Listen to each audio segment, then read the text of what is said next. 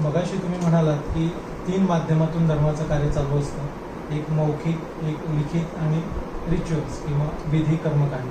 तर आपण रिच्युअल्सबद्दल बोलू, तर टेक्स्ट आणि मौखिक परंपरा किंवा ओरल ट्रेडिशन याबद्दल अजून काही सांगाल का? सुरुवातीला मी नमूद केलं त्याप्रमाणे जेव्हा भाषा मनुष्य हा भाषा फॉर्मेशनच्या स्टेजमध्ये होता, जेव्हा त्याला लिपी नव्हती, जेव्हा तो फक्त घशातनं काही काही आवाज काढून आणि हातवारे करत एकमेकांशी ते कम्युनिकेट करायचे, त्याचं इमिजिएट नंतरचं जे एक्सटेन्शन आहे ते मौखिक परंपरा हे आहे. लिपीचा शोध लागण्या अगोदर सुद्धा छपाई तर फार पुढचा मुद्दा आहे, लेखन हा फार पुढचा मुद्दा आहे. लिपीचा शोध लागण्या अगोदर सुद्धा माणूस आपल्या टोळीतल्या इतर बांधवांशी संपर्क साधण्यासाठी फक्त अत्यंतिक बेसिक आवाज जे घशातनं निघायचे आणि खाणापुणा याचाच आधार घ्यायचा. मग हळूहळू भाषा निर्माण झाली. मग आ ई म्हणजे काय, तू म्हणजे काय, मी म्हणजे काय, हे सगळं प्रत्येक टोळीचं वेगवेगळं सुरू झालं. खूप साऱ्या भाषा आहेत जगामध्ये, साधारण काहीतरी 7,000-1,000च्या वर भाषा आहेत आत्ताच्या घडीला. प्रत्येक भाषा तिचा एक लहेजा घेऊन उदयाला आलेली आहे. तिचे एक कॅरेक्टरिस्टिक्स आहेत, गुणधर्म आहेत. तर आता आपण डायरेक्ट येऊयात भाषा निर्माण झाली या विषयावर. त्यावेळेला सूचना देणं, टोळीतल्या इतर बांधवांना सूचना देणं, त्यांना मार्गदर्शन करणं. एखादा प्रमुख जेव्हा इतरांना सांगतो की आता आपल्या इकडच्या नदीला उद्यापासून पूर येईल असं वाटतंय, मला पाऊस खूप पडतोय, तर आपण आपला मुक्काम इकडनं हलवूया, अशा पद्धतीच्या सूचना देणं हे बोलूनच झालं. नवा शब्द निर्माण झाले, वाक्याच्या वाक्य माणूस तयार करू लागला, फॉर्म करू लागला, अर्थपूर्ण, आणि त्यांना अर्थ प्रदान करायला सुरुवात केली त्यानं. तेव्हापासून मौखिक परंपरा चालू आहे. आणि टोळीतल्या टोळीत संवाद साधणं याच्यानंतरचं जर कुठलं महत्वाचं काम असेल मौखिक परंपरेचं, तर ते आहे धर्माचं धार्मिक ज्ञान, धार्मिक शिक्षण हे हस्तांतरित करणं. मौखिक परंपरा महत्वाची का आहे धर्मासाठी, तर ज्या काळात लिखाण नव्हतं, ज्या काळात छपाई नव्हती, त्या काळामध्ये सर्वच्या सर्व धर्माचं शिक्षण, सगळी धर्माची मूल्य, रीतिरिवाज, रिच्युअल्स कशा फॉलो करायच्या, कुठल्या स्टेप नंतर कोणती स्टेप करायची, हे सगळंच्या सगळं धार्मिक ज्ञान हे पुढच्या पिढीकडे हस्तांतरित करण्यासाठी फक्त आणि फक्त मौखिक परंपरेचाच उपयोग झालेला आहे. त्यामुळे मौखिक परंपरा ही धर्मासाठी, धर्माच्या अस्तित्वासाठी अत्यंत महत्वाची. आणि वारकरी संप्रदायाच्या जर चौकटीत आपण पाहिलं तर मौखिक परंपरा म्हणजे कीर्तनकार, कीर्तन, प्रवचन आणि भजन असं आपण 3 धरूया. तर या 3 पैकी भजन जे आहे ते परफॉर्मिंग आर्टकडे जास्त झुकणार आहे. भजनामध्ये सगळ्यांचा सहभाग अपेक्षित आहे. भजन करणारा एक आणि ऐकणारा दुसरा असं अपेक्षित नाही. असं असू शकतं, त्याला कोणाची ना नाही आहे, पण शक्यतो भजन करणारी माणसं जर तुम्ही पाहिली तर ती आपली आपली भजन करत असतात. तसं कीर्तन प्रवचनाचं होत नाही.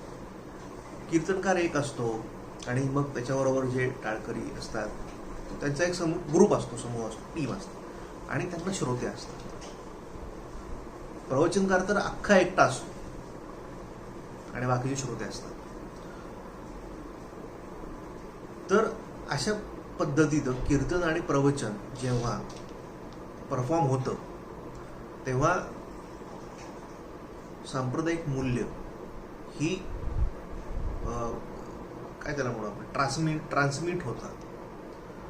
सांप्रदायिक मूल्य ट्रान्समिट होतात आणि यामुळं धर्माचं परपेच्युएशन होतं. म्हणजे धर्म टिकवणं यासाठी कीर्तन होणं, प्रवचन होणं, भजन होणं हे अशा पद्धतीनं गरजेचं आहे. मगाशी मी म्हणालो तसं की ठसवणं जाणं, मूल्य ठसवणं हे या तिन्ही प्रकारच्या मौखिक परंपरांमधून साध्य होतं. या व्यतिरिक्त सुद्धा जेव्हा एखादा माणूस त्याच्या आयुष्याच्या लढ्याला कंटाळतो, फ्रस्ट्रेट होतो, निराश होतो, अशा माणसाला आत्मिक बळ, मानसिक बळ देणं हे कीर्तन प्रवचनामधनं सहज शक्य आहे. म्हणजे एकच माणूस, समजा एखादा माणूस त्याच्या आयुष्याला कंटाळला, तो म्हटला किती अवघड आहे आयुष्य, किती अडचणी आहेत, मी कंटाळलो आयुष्याला. जर त्याला तुम्ही ग्रंथ वाचायला दिला, धार्मिक ग्रंथ वाचायला दिला, तो वाचून त्याच्या मनावर जितका परिणाम होईल त्यापेक्षा कितीतरी पटीनं जास्त परिणाम, सकारात्मक अनुकूल परिणाम ओरल ट्रॅडिशनमधनं साध्य होतो. कारण ते पहिलं माध्यम आहे. सुरुवातीचं जेव्हा संपर्क साधायला सुरुवात झाली तेव्हाचं पहिलं माध्यम जे आहे ते मौखिक परंपरा हे माध्यम. त्यामुळे त्याचा इम्पॅक्ट जास्त आहे, प्रभाव त्याचा जास्त खोलवर पोहोचतो. एखाद्या कीर्तनकाराचं कीर्तन ऐकणं, त्यानं केलेलं अभंगाचं निरूपण ऐकणं, किंवा एखाद्या प्रवचनकाराचं प्रवचन ऐकणं आणि ओवी वाचणं किंवा अभंग वाचणं आणि माझं मी म्हणजे एकट्याचं समजावून घेणं, ऑन युअर ओन म्हणतात त्याला, या दोनमध्ये असा फरक आहे.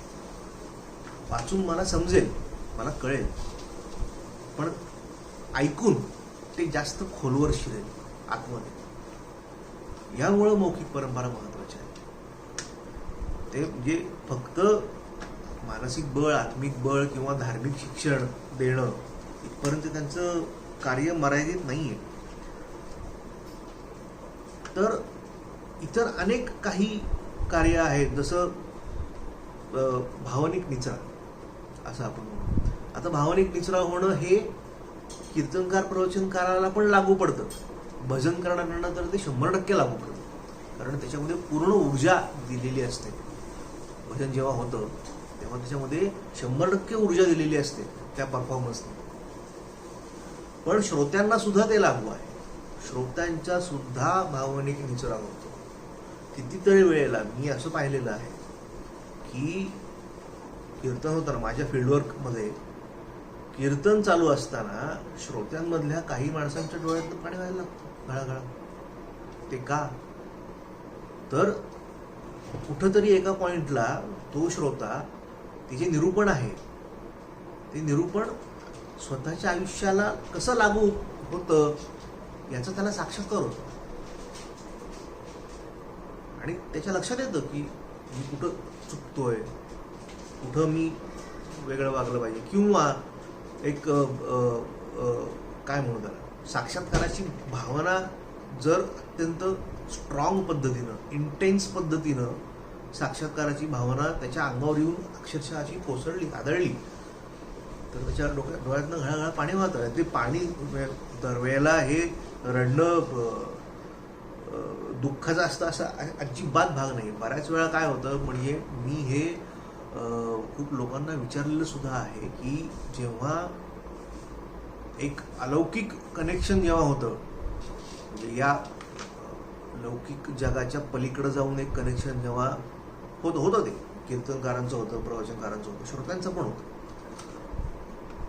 ज्याला आपण सहसा इंग्रजीमध्ये ब्लिस असं म्हणतो, तेव्हा कसं वाटतं. तर हे जे वाटणं आहे ना, हे शब्दात नाही पकडता येत. मग लोक म्हणतात आनंद होतो, मज्जा येते, छान वाटतं, खूप सुख मिळतं. पण या पलीकडं जे शब्द, हे शब्द फार तकलादू आहेत आपले, फार मर्यादित अर्थानं आपण ते वापरू शकतो. ती जी भावना आहे ना, ती जर अॅनालाइज नाही करता आली, त्याचं विश्लेषण नाही करता आलं ना मेंदूला, तर मेंदू म्हणतो की नाही, मला हे नाही जमत आहे, मग डोळे सुरू होतात. हा निचरा जो आहे भावनेचा, तो ओरल ट्रॅडिशन मधून होतो, तो परफॉर्मरचा पण होतो आणि श्रोत्यांचाही होतो, कीर्तनकाराचा पण होतो, श्रोत्यांचाही होतो. तर अशा पद्धतीनं मौखिक परंपरा ह्या अत्यंत महत्वाच्या आहेत आणि त्यातनं ही मूल्य ठसवली जातात. म्हणजे आता मी वाचला अभंग, एक एका साह्य करू अवघे धरू सुपंत, वाचला मी अभंग, मला कळला. पण जेव्हा मी कीर्तनकाराचं निरूपण ऐकतो तेव्हा तो इतर वेगवेगळी उदाहरणं देऊन त्याच्या भोवती असं तो त्या अभंगाभोवती एक विणतो. माझ्याकडे धागा आहे, कीर्तनकार त्या धाग्यातनं विणकाम करून एक वस्त्र तयार करतो. आणि हेच रिच्युअलमध्ये जेव्हा जातो तेव्हा काय होतं, ते वस्त्र मी परिधान कसं करू शकीन याची मला शिकवण तिथं मिळते. हे मौखिक परंपरांचं काम आहे.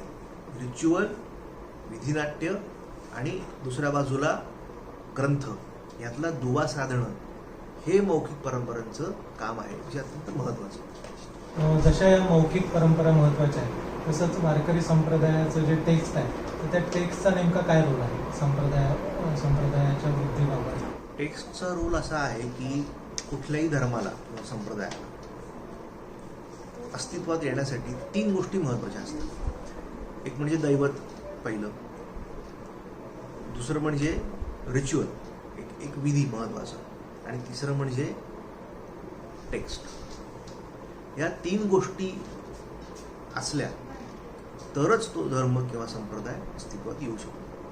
आता वारकरी संप्रदायाच्या संदर्भात बोलायचं झालं तर विठ्ठल हे दैवत आहे, वारी ही रिच्युअल आहे, आणि ज्ञानेश्वरी हा ग्रंथ. तर ग्रंथ का महत्वाचा? माणसाच्या सुरुवातीच्या काळामध्ये मी मगाशी म्हटल्याप्रमाणे मौखिक परंपरेवर भर होता आणि मग रिच्युअल्स. आता जेव्हा लिहायचा शोध लागला, प्रिंटिंगचा शोध लागला, छपाईचा शोध लागला, तेव्हा ग्रंथाला महत्व प्राप्त झालं. ग्रंथ हा धर्माचा पाया आहे. म्हणजे आपल्याकडे तर म्हणच आहे, म्हण नाही, आपल्याकडे तर म्हणतातच की ज्ञानदेव रचिला पाया. पाया रचला म्हणजे काय रचला तर ग्रंथ दिला. तर उत्क्रांतीच्या सगळ्या प्रोसिजरमध्ये ग्रंथाला नेमकं महत्व कधीपासून प्राप्त झालं हे असं पिनपॉइंट करून नाही सांगता येणार. पण ओव्हर पिरियड ऑफ टाइम त्या ड्यू कोर्समध्ये त्याला ते महत्व प्राप्त झालं. ग्रंथ महत्वाचा मानला जाऊ लागला. कदाचित त्याचं कारण असं असेल की लिखाण आणि वाचन हे बराच काळ एका ठराविक वर्गाकडं होतं. तो वर्ग सोडून, तो उच्चवर्णीय माणसं सोडून इतर कोणाला अलाउडच नव्हतं वाचन आणि लिखाण. त्यामुळं आपसूक त्याला एक अभिजातत्व प्राप्त झालं असावं किंवा एक ग्लॅमर प्राप्त झालं असावं की अच्छा, वाचता येणं, लिहिता येणं म्हणजे काहीतरी फार मोठं काम आहे असं प्राप्त झालं असावं. जेव्हा ज्ञानदेव रचिला पाया असं म्हणतात, तेव्हा म्हणतात की ज्ञानेश्वरी हा पाया आहे संप्रदायाचा, तेव्हा नेमकं काय अपेक्षित आहे? तर असं अपेक्षित आहे की हे जे अभिजनत्व प्राप्त झालं होतं, त्याला ती जी किनार लागली होती की लिखाण वाचन हे एका ठराविक वर्णाचं काम आहे, मक्तेदारी आहे, ती ज्ञानोबांनी मोडीत काढली. काम कशी मोडीत काढली? खूप काळापर्यंत आपल्याकडं 4 वर्ण होते आणि लिखाणाचा आणि वाचनाचा अधिकार फक्त आणि फक्त उच्च वर्णाला होता. इतर 3 वर्णांना त्याचा अधिकार नव्हता. आणि त्यातल्या त्यात जो शेवटचा वर्ग आहे, शूद्र, अतिशूद्र, स्त्रिया, यांना तर काहीच नव्हतं, अजिबातच नव्हतं. म्हणजे उच्चवर्णीय स्त्रीला सुद्धा नव्हता. तुम्ही कल्पना करा त्या काळात किती फ्रस्ट्रेशनची लेवल असेल की उच्चवर्णीय स्त्रीला सुद्धा लिहायचा, लिहिणं फार लांब झालं, पण वाचायचा आणि ऐकायचं सुद्धा, धार्मिक ज्ञान ऐकणं हा गुन्हा होता. तर ती जी भाषा होती संस्कृत, जी ठराविक वर्णापुरती मर्यादित होती, त्या संस्कृतमधली जी भगवद्गीता आहे तिच्यावर ज्ञानोबांनी ज्ञानेश्वरी लिहिली आणि ती मराठीत लिहिली. आणि ती मराठीत आणली, ती बहुजनांसाठी खुलं केलं. ते धार्मिक ज्ञान जे आहे ते जे बहुजनांसाठी खुलं केलं, ही एक प्रकारची क्रांती होती. त्यामुळे ग्रंथ, जेव्हा एखादा धार्मिक ग्रंथ लिहिला जातो तेव्हा तो त्या भाषेला, त्या समाजाच्या, तो समाज जो धर्म पाळतो त्या समाजाच्या भाषेला समृद्ध करतो. आणि हे महत्त्वाचं, हे फार महत्त्वाचं कार्य आहे. भाषा समृद्ध करणं हे ग्रंथांचं काम आहे, अत्यंत महत्त्वाचं काम आहे. जेव्हा ज्ञानोबांनी ज्ञानेश्वरी लिहिली आणि ती बहुजनांसाठी खुली केली, त्यावेळेला ही जी क्रांती झाली, धार्मिक क्रांती ज्याला आपण म्हणू, त्या क्रांतीतनं संप्रदायाचा पाया घातला गेला. मग या ग्रंथामध्ये काय काय नव्हतं? सगळंच नव्हतं. सांप्रदायिक मूल्य होती जी आपण अगदी पटकन बोलायचं झालं तर स्वातंत्र्य, समता, बंधुता असं म्हणून जातो. पण ते जे ज्ञान आहे, जे सगळ्यांना खुलं झालेलं आहे, ते अत्यंत सोप्या भाषेत असणं हे सुद्धा महत्त्वाचं होतं. म्हणजे नुसतं ज्ञानोबांनी गीतेला मराठीत आणलं एवढंच नाही, तर ते अगदी तळागाळातल्या माणसाला, ज्याला व्याकरण वगैरे याचं काहीही ज्ञान नाही आहे, अशा माणसाला सुद्धा ते समजलं पाहिजे अशा भाषेमध्ये त्यांनी ते आणलं. म्हणून सांप्रदायिक ग्रंथ महत्त्वाचे. मग बाकी संप्रदायाचं तत्वज्ञान, मग संसार सोडून न सोडून संसारात राहून परमार्थ कसा साधावा, नैतिक शिकवण सगळी, कसं वागावं जगताना, पैसे कसे कमवायचे, ते खर्च कसे करायचे, त्यानंतर स्थितप्रज्ञ कसं राहायचं, स्थितप्रज्ञ राहणं गरजेचं का आहे, थोडंसं पुन्हा आपण रिच्युअलकडे वळूयात. की आपण बघतो की काही अगदी 50 वर्षांच्या आधीची गोष्ट आहे, 50-60 वर्षांच्या आधीची गोष्ट आहे की परिस्थिती अशी होती की महाराष्ट्रातला बहुतांश वारकरी जो आहे तो शेतकरी होता आणि त्याची शेती जिरायती होती. म्हणजे फक्त आणि फक्त मान्सूनच्या पावसावर अवलंबून होती. आता मान्सूनचा पाऊस येतो जूनमध्ये आपल्याकडे. आषाढी वारी लोकप्रिय असण्याचं एक हे कारण पण आहे बरं का, की बहुतांश जिरायती शेतकरी, त्यांची नांगरणी, खुरपणी, पेरणी ही सगळी कामं झालेली असायची. मग आता नुसतं हातावर हात धरून आभाळाकडे बघत बसण्यात काय पॉईंट आहे? काहीच नाही ना. त्यानं होईल काय, तर फ्रस्ट्रेशन वाढेल. तर म्हणून मग तो शेतकरी उठायचा आणि आषाढी वारीला चालू लागायचा. जणू काही तो सांगायचा विठ्ठलाला की बाबा मी माझं काम केलेलं आहे प्रामाणिकपणे 100% देऊ. पाऊस पाडणं तुझ्या हातात आहे, आता तू तो पाऊस पाड, तुला योग्य वाटेल तेव्हा. ती ही एक प्रकारची स्थितप्रज्ञता आहे. म्हणजे फायदा, नुकसान, चांगलं, वाईट, ही सगळी जी द्वैतं आहेत आयुष्यात, त्या द्वैताच्या पलीकडे जाऊन आपलं काम आपण प्रामाणिकपणे करणं आणि जी शक्ती, जो फोर्स निसर्गाचा आपल्या हातात नाही आहे त्याच्याविषयी विचार करत न बसणं. देवावरी भार घालून या असं तुकोबा म्हणतात, ते या संदर्भात म्हणतात.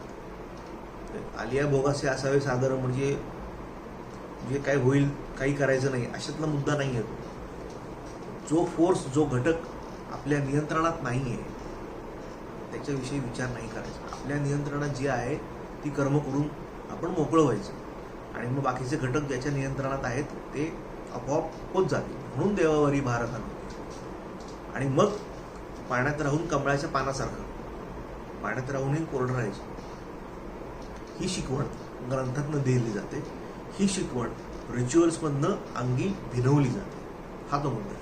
हा जो तुम्ही काही अभ्यास केला आणि त्यामध्ये वारकरी संप्रदाय धर्माची कार्य पूर्ण करतो का हे जे तपासलं या PhDच्या निमित्ताने, तर शेवटी तुम्ही कुठल्या निष्कर्षापर्यंत आलात किंवा तुमच्या या अभ्यासाचे निष्कर्ष काय आहे? थेट निष्कर्ष सांगायचा झाला तर तो असा की ही 3 माध्यमं वापरून, म्हणजे रिलिजियस रिच्युअल, टेक्स्ट आणि ओरल ट्रॅडिशन ही 3 माध्यमं वापरून वारकरी संप्रदाय धर्मसंस्थेची सगळी कामं फुलफिल करतो, नक्कीच करतो, त्याबद्दल काहीच वाद नाही. इतक्या एक्सटेंडपर्यंत करतो की वारकरी संप्रदायाला वैश्विक धर्माचं रूप मिळावं इतकं पोटेन्शियल त्याच्यामध्ये आहे असं सुद्धा मी सांगू शकेन.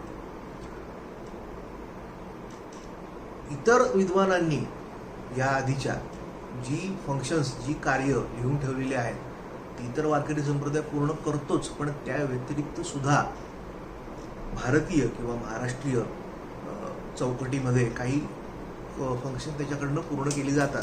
उदाहरणार्थ वैदिक परंपरेमध्ये, ज्या परंपरेच्या अंतर्गत राहून संप्रदाय निर्माण झाला स्वतंत्र, त्या परंपरेमधल्या कुठल्या मूल्याला नाकारलं तर विषमता या मूल्याला संप्रदायानं नाकारलं, समतेचा पुरस्कार केला.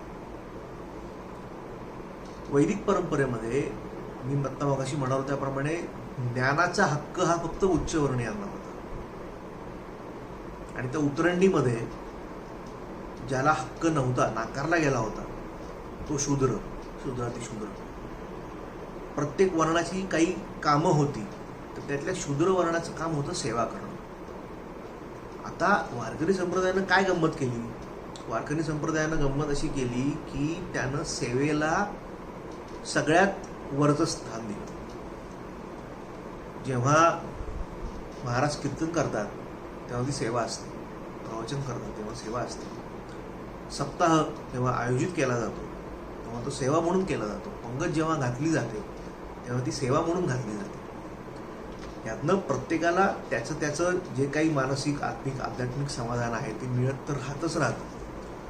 शिवाय धर्माचं कंटिन्युएशन, संप्रदायाचं कंटिन्युएशन होतं, हस्तांतरित होतात व्हॅल्यूज वेगवेगळ्या, आणि सेवेला अत्युच्च स्थान दिल्यामुळं आपसुकच काय झालं की ज्या वर्गाकडं सेवा होती, सेवा करणं हे ज्या वर्गाचं काम होतं, तो वर्ग पण आपोआप अत्युच्च ठिकाणी जाऊन बसला.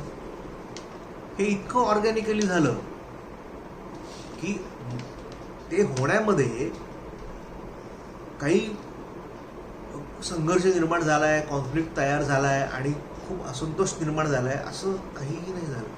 हे अत्यंत शांतपणे, व्यवस्थित, ऑर्गॅनिकली हळूच तो शूद्र त्या उतरंडीमधनं खालच्या जागेवरनं आपोआप वर गेला. का? फक्त सेवा, जी वैदिक धर्मानं ज्या गोष्टीला खालचं स्थान दिलं, नीच स्थान दिलं. सेवा करणं म्हणजे काय? दुसऱ्याची ड्युटी करणं, हे नीच स्थान. त्याच गोष्टीला, सेवा या कृतीला संप्रदायानं सर्वोत्कृष्ट स्थानावर नेऊन ठेवलं. त्यामुळं ती उतरंड उलटी झाली असं आपण म्हणू शकतो. आणि ही एक फार मोठी सामाजिक क्रांती आहे जी संप्रदायाच्या माध्यमातून घडली गेली असं मी मानतो. निमित्ताने तुम्ही फील्डवर्क केलं, वारीमध्ये सहभागी झालात, पैठणला गेलात, विजेच्या वारीला गेलात, माऊलींच्या पालखी सोहळ्यामध्ये पायी चाललात, हे तुम्ही आत्ता सांगितलं. आणि हे सर्व करताना म्हणजे आधीचं तुमचं सर्व आयुष्य पुण्यामध्ये एक मध्यमवर्गीय कुटुंबामध्ये गेलेलं आहे, तर अशा कुटुंबातून वारीमध्ये जाणं आणि 15 दिवस वारकऱ्यांसोबत राहणं, तर हे सर्व करताना तुम्हाला काही वेगळे अनुभव आले का, किंवा काही तडजोडी कराव्या लागल्या का? म्हणजे एक शहरी लाईफस्टाईल आपण जगत असतो आणि वारीमध्ये जातो, हा जो बदल होता, ह्या बदलाला तुम्ही कसे सामोरे गेलात? आणि दुसरं म्हणजे तुम्ही पारंपरिक देहूकर वारकरी घराण्यातले आहात, तर आधीपासून तुम्ही वारकरी संप्रदाय जवळून बघत होतात, देहूला, इतर क्षेत्री सुद्धा, तर ते बघणं आणि या अभ्यासाच्या निमित्ताने तुम्ही पुन्हा वारीमध्ये सहभागी झालात एक वेगळा दृष्टिकोन घेऊन, तर या दोन्हीमध्ये तर यातून तुम्हाला काही वेगळा अनुभव आला का, की जो आजपर्यंत तुम्ही संप्रदाय बघत होता पण तेव्हा तुम्हाला काही एखादी गोष्ट अशी जाणवली नव्हती, पण ही जी गोष्ट या अभ्यासामुळे तुम्हाला कळली? म्हणजे 2 गोष्टी आहेत. एक म्हणजे आता महाराज तुम्ही म्हटलं त्याप्रमाणे वारकरी परंपरा घरात असून सुद्धा अशी एखादी गोष्ट जी फील्डवर्क करताना जाणवली, वेगळी, जी इतक्या वर्षात नाही जाणवली. आणि दुसरं म्हणजे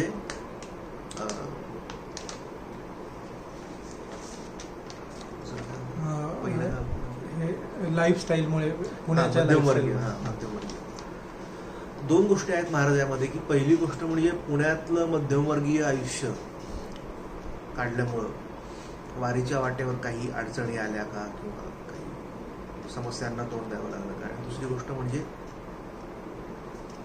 वारकरी परंपरेचा असून सुद्धा फील्डवर्कच्या दरम्यान असं काही जाणवलं का, असं काही अनुभव आले का की जे अदरवाईज इतक्या वर्षाच्या ह्याच्यामध्ये नाही आलेले. तर पहिलं म्हणजे पुण्यातलं मध्यमवर्गीय जीवन ते सुखसुखी आहे, मला मान्य आहे, पण अँथ्रोपॉलॉजी करताना आहे ना, आम्हाला फील्डवर्कचं ट्रेनिंगच दिलं जातं. त्यामुळं आदिवासी पाड्यांवर जाऊन राहणं, अगदी दूरवरच्या जंगलातल्या पाड्यांमध्ये जाऊन राहणं, त्यांच्याबरोबरच त्यांच्या झोपडीत राहणं, ते जे खातात ते खाणं, तिकडचंच पाणी पिणं वगैरे, ह्या ज्या काही मध्यमवर्गीयांच्या आवाक्या पलीकडच्या गोष्टी असतात, एकतर मध्यमवर्गीय लोकांना हे फार रोमॅन्टिक वाटतं किंवा अत्यंत खडतर वाटतं. तर त्याच्याकडं रोमॅन्टिक पद्धतीनं न बघता आणि अत्यंत खडतर आहे असंही न बघता, जो सुवर्णमध्य साधायचा असतो, कसा साधायचा याचं आम्हाला मुळात प्रशिक्षणच दिलं जातं अँथ्रोपॉलॉजीमध्ये. त्यामुळे वारीत चालताना किंवा तुम्ही म्हणताय त्या पद्धतीनं ज्या ठिकाणी मी भेटी दिल्या, तिथं भेटी देऊन इंटरव्ह्यू घेताना, लोकांच्या मुलाखती घेताना तशा प्रकारची काही अडचण नाही आली, कारण माझं प्रशिक्षण त्या पद्धतीनं झालं होतं म्हणून. पण एक निरीक्षण असं आहे की ह्या अडचणी येत राहतात आणि ही अडचण आली म्हणून कुणी वारीत चालायचं थांबत नाही. म्हणजे मला मागच्या वर्षी वारीत चालताना विंचू चावला म्हणून मी यावर्षी वारीत चालणार नाही, असं कधी होत नाही. जे संप्रदाय शिकवतो की जे संतांच्या आयुष्याचे दाखले देऊन कीर्तनकार प्रवचनकार सांगतात की या अडचणी म्हणजे तुमच्या आयुष्याचं पार्सल ते येत राहतं, त्याशिवाय आयुष्य नसतंच. जर अडचणी काढल्या तर ते काही राहणारच नाही आयुष्यामध्ये. ही शिकवण फार खोलवर गेली सामान्य वारकऱ्यांमध्ये, फार म्हणजे फार खोलवर गेली. आणि कदाचित असंही असेल की ती इतकी खोलवर आहे की ती आपोआप ट्रान्समिट होते इतर लोकांपर्यंत. त्यामुळं पहिल्यांदा वारी करणारा मनुष्य सुद्धा तो कधी कंप्लेंट करताना मला तरी दिसला नाही आतापर्यंत की हे असते, हे तसंच आहे, मग याची काय सोय, त्याची काय, असं मला तरी दिसलं नाही. असणारे असतील, पण मला असा अनुभव नाही आला. तो एक ऑरा जो तयार होतो चालताना, त्या ऑरामध्ये एखाद्या नवशिक्याला, नवोदित माणसाला आपोआप सामावून घेतलं जातं. हे कदाचित नकळत होत असेल, पण हे होतं. हे होताना मी पाहिले. आणि दुसरा मुद्दा जो तुम्ही म्हणालात की वेगळा अनुभव की जे आजपर्यंत लक्षात आला, आजपर्यंत जो माझ्या लक्षात नाही आला किंवा आजपर्यंत जे मला नाही जाणवलं, तर मी असं म्हणेन की वारी ही फक्त वारकऱ्यांची राहत नाही. वारीमध्ये अनेक लोक येतात. काही लोक असेही म्हणतात की वारीमध्ये काय चुकीची कामं चालतात, पाकिटमारी होते वगैरे. मला तसा अनुभव नाही आला सुदैवानं आतापर्यंत. मला जे अनुभवाला आलं ते मी असं सांगू शकेन की वारी ही फक्त वारकऱ्याची राहत नाही. बरोबर चालणाऱ्या माणसांमध्ये हजारो लोक अवारकरी असतात, पण हा वारकरी आणि हा वारकरी नाही अशी जाणीव कधी होत नाही वारीत चालताना. म्हणजे मी अगदी सुरुवातीला म्हटलं त्याप्रमाणे की माळ घालणं आणि बुक्का लावणं, एकादशी करणं, हे जे काही फीचर्स आहेत संप्रदायाचे, त्यामुळे संप्रदाय ठसवला जातो लोकांच्या मनात, असं मी म्हणालो. पारंपरिक वारकरी वेशभूषेतला माणूस वारकरी आणि शहरी वेशभूषेतला एखादा माणूस दोघं जणच चालत असतील एकत्र, त्यांच्यातला फरक जाणवत नाही आपल्याला. एकच एक तत्व जे आहे ते सगळीकडे व्यापून असतं. त्याच्यामुळे ही जी विषमता आहे, जी मूर्त रूपामध्ये दिसते, स्त्री पुरुष, लहान मोठा वगैरे वगैरे, वारकरी अवारकरी, ही सुद्धा हे डिस्क्रिमिनेशन जे आहे ते ना मला कुठंच वारीत चालताना जाणवलंच नाही. सगळं एक आहे, एकजिनसीपणा जो अख्ख्या वातावरणात भरून उरलेला असतो. आणि त्याला असंही म्हणू शकतो की सगळीकडे विठ्ठल आहे, विठ्ठलमय झालेलं असतं. हा जो शब्द वापरला जातो ना की सगळं विठ्ठलमय झालेलं असतं, ते असणं, विठ्ठलमय होणं म्हणजे काय, हे मला अत्यंत प्रकर्षानं जाणवलं वारीत चालताना. जे मला याच्या आधीच्या आयुष्यामध्ये अगदी वारकरी परंपरा घरात होती तरीसुद्धा कधी जाणवलं नव्हतं. पण या रिच्युअल्समध्ये भिजेला देऊत गेलो, त्रयोदशीला आळंदीत गेलो, वारी केली, ह्या वेळेला आहे ना मला तो एक धागा जो सगळीकडे आहे, तो धागा मात्र नक्की मला जाणवला. धन्यवाद चिदविलासजी. मानवशास्त्र सारखी एक वेगळी विद्याशाखा आणि त्यामध्ये PhDच्या निमित्त आणि आपण जो अभ्यास केला तो आपण आमच्यासमोर अगदी थोडक्यामध्ये मांडलात आणि आपल्याला जो धागा सापडला तो सुद्धा आपण आम्हाला सांगितलात. पुन्हा एकदा आपले धन्यवाद.